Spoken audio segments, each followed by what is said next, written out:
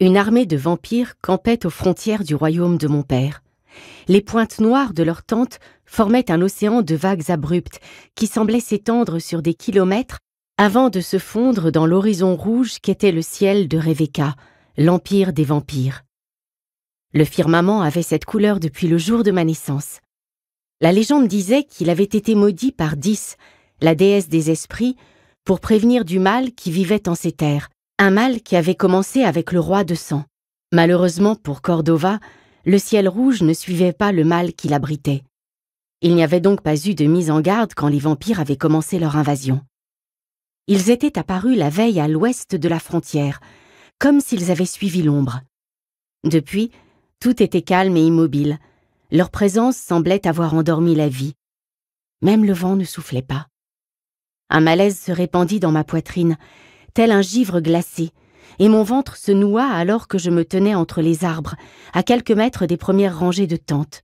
Je ne pouvais me débarrasser du sentiment que nous approchions de la fin, et cette impression me suivait partout, agrippant mes épaules de ses longs doigts gelés. Des rumeurs avaient précédé leur arrivée, des récits de la manière dont leur chef, Dieu, que je détestais prononcer son nom, Adrian Alexander Vasiliev, avait envahi Élin, conquis Siva et brûlé Lita. Une par une, les 9 maisons de Cordova tombaient.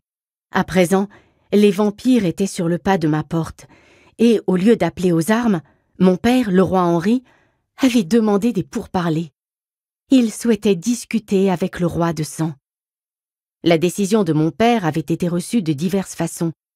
Certains voulaient se battre plutôt que de se soumettre au règne de ce monstre.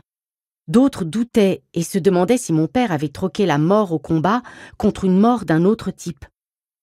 Au combat, au moins, il existait des vérités. On survivait ou on mourait. Sous le règne d'un monstre, il n'y avait plus de vérité. Je n'aurais pas dû t'autoriser à sortir aussi tard et à venir aussi près. Le commandant Alec Killian se tenait trop près de moi et son épaule effleurait mon dos. Un autre jour, j'aurais pardonné sa proximité, supposant qu'il était simplement dévoué à m'escorter, mais je n'étais pas dupe. Le commandant cherchait à se faire pardonner. Je fis un pas en arrière et me tournai légèrement pour lui offrir un regard sombre et prendre de la distance. Alec, ou Killian, car je préférais l'appeler ainsi, était commandant de la garde royale, ayant hérité ce poste de son père dont il tenait également le nom et qui était décédé soudainement 3 ans auparavant. Il plongea son regard à la fois ferme et tendre dans le mien. Je crois que j'aurais préféré qu'il ne soit que ferme, car sa tendresse me donnait envie de faire 2 pas en arrière. Cela signifiait qu'il avait des sentiments pour moi.